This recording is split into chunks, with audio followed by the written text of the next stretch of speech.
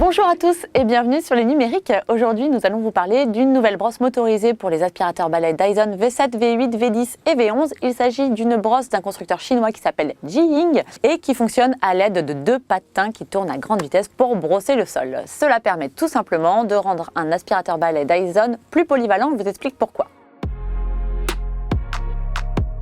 Alors peut-être que certains d'entre vous auront vu récemment qu'on avait testé sur les numériques une brosse similaire en tout point. Il s'agissait du constructeur chinois Yolando qui déclinait déjà une brosse motorisée à la vente avec un système de rouleau qui tourne à grande vitesse pour nettoyer le sol.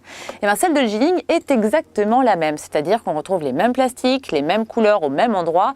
Mais la différence, c'est qu'elle s'équipe d'un petit réservoir d'eau qui vient humidifier les patins. On ne va pas vous mentir, on attendait beaucoup de ce réservoir d'eau dans la mesure où la brosse Yolando présentait quelques contraintes, c'est-à-dire qu'il fallait que l'utilisateur mouille ses patins, les essore bien afin de pouvoir les insérer pour nettoyer son sol. Ici, le système de projection d'eau des patins est automatique et donc ça libère l'utilisateur de cette contrainte. Seulement voilà. Tout n'est pas parfait, ce petit réservoir d'eau n'est pas si pratique que ça, dans la mesure où le remplissage du réservoir d'eau a une ouverture beaucoup trop étroite, ce qui veut dire que le débit du robinet doit être suffisamment fin pour éviter les projections d'eau partout, donc c'est un petit peu contraignant. Par ailleurs, le système de projection d'eau s'effectue au compte-gouttes, c'est-à-dire que sur l'avant de la brosse, on a deux petits orifices qui libèrent goutte à goutte de l'eau pour humidifier les patins. Sachant que les patins sont assez épais, le temps d'humidification est assez long. Il faut prévoir en moyenne 10-15 minutes avant que les patins soient suffisamment humidifiés pour nettoyer le sol. Donc finalement, on perd un peu de temps et c'est un peu contraignant. Pour autant, ce qu'il y a de malin sur ce réservoir d'eau, c'est qu'on peut stopper l'égouttement à l'aide de la molette qu'il suffit d'actionner. Ça permet de ne pas inonder ses patins et donc son sol.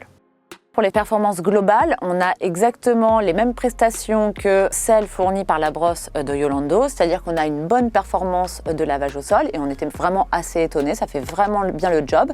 Concernant l'autonomie, on perd à peu près 2 minutes d'autonomie sur les aspirateurs balai Dyson, donc ça reste tout à fait correct.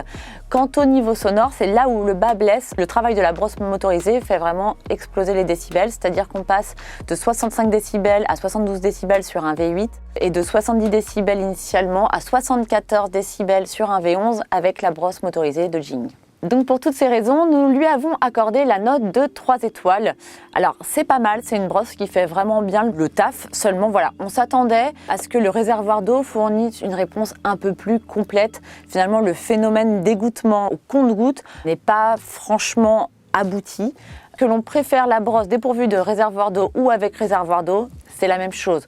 Dans le premier cas, il faudra que l'utilisateur mette un petit peu les mains dans le cambouis et humidifie ses lingettes. Dans le second cas, l'utilisateur devra attendre que le réservoir d'eau et le système de projection d'eau humidifient suffisamment les patins. Concernant le prix, il faut savoir que la version de Yolando, donc sans réservoir d'eau, est vendue autour de 60 € sur internet et celle de Jiying avec le réservoir d'eau est vendue autour de 90 €.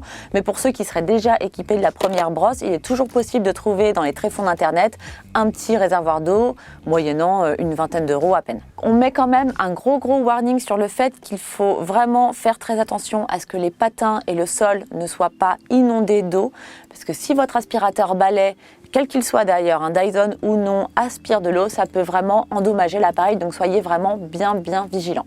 Voilà, c'est tout pour moi. N'hésitez pas à aller lire le test pour un peu plus de détails et je vous dis à très bientôt sur les numériques.